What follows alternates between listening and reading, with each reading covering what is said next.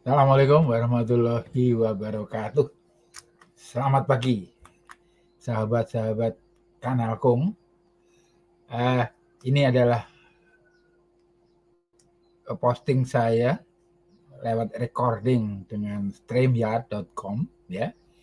Dan juga ini kali pertama saya menggunakan studio mini ini ya untuk bersiaran, dan alhamdulillah perlahan demi perlahan ya. Ini kalimatnya gimana sih? Perlahan-lahan semuanya menjadi lebih baik dari kemarin. Tentu saja ini masih banyak hal yang harus dibenahi, terutama misalnya mengenai suara, pencahayaan, dan tata ruang dan sebagainya ya. Tapi alhamdulillah semuanya bisa disyukuri dan menjadi pendorong bahwa setiap upaya yang istiqomah itu adalah selalu memberi buah ya. Dan sahabat-sahabat, ini recording hanya mungkin beberapa menit saja, dan tema pembicaraan yang akan saya sampaikan yaitu apa yang perlu dilakukan ketika kita menjelang masa purna. Ya banyak yang teman-teman yang mungkin sebagai pendidik, yang bekerja sebagai guru di instansi, tentu ada masa kerjanya, masa baktinya itu terbatas sesuai dengan peraturan. Seperti halnya saya. Masa kerja saya melebihi batas yang formal, normal, karena sebelumnya saya mengajar secara honorer begitulah. Dan saya pikir banyak juga teman yang sebelum menjadi guru menjadi honorer dulu, pindah tempat satu ke tempat yang lain.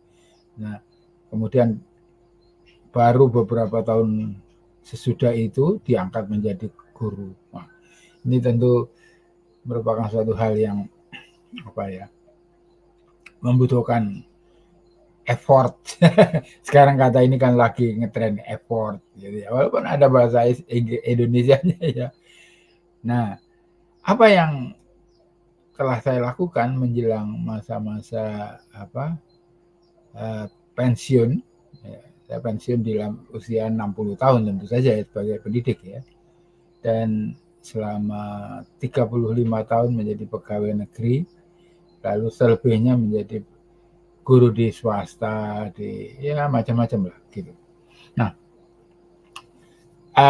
terlintas dalam pikiran saya pada waktu itu, kira-kira 3 atau 4 tahun sebelum pensiun, sebuah situasi baru yang akan saya temui, di mana pertama saya mempunyai waktu yang banyak untuk dimanfaatkan karena tidak lagi menjadi guru.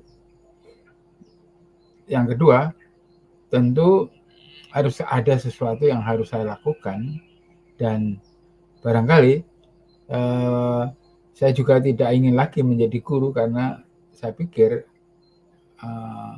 ada hal yang lain yang mungkin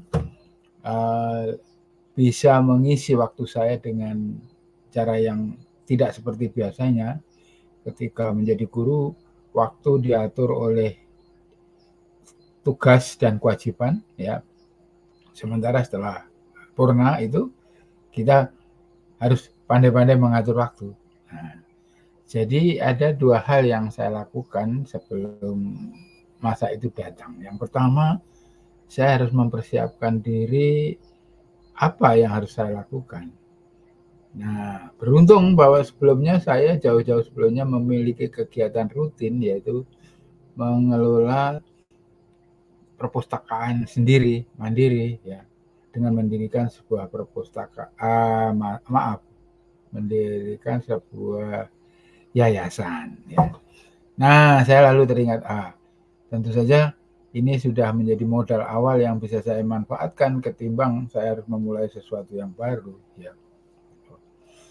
Jadi maka mulailah aktivitas di yayasan itu saya lakukan walaupun secara mandiri ya, karena yayasan saya memang seolah-olah yayasan keluarga begitu ya. Jadi untuk memudahkan segala sesuatunya saya memfungsikan anak dan keluarga saya sebagai pengurus ya, dengan harapan saya bisa melaju cepat tanpa banyak masalah ya, karena skopnya juga tidak terlalu luas dan sumber dayanya juga terbatas. Maka saya membuat perpustakaan yang berbasis itu keluarga tadi, dan maka kegiatan pun dimulai. Lalu sesudah itu makin mendekati pensiun, timbul perasaan lagi bahwa saya harus meninggalkan banyak teman di kantor dan sebagainya, walaupun tidak dalam arti yang sesungguhnya, karena pertemuan kan bisa dilakukan dengan berbagai cara. Saya memberikan sebuah pengumuman di Facebook ya, mengundang teman-teman untuk menghadiahi dalam tanda kutip saya artikel 300 kata tentang pengalaman menjadi guru.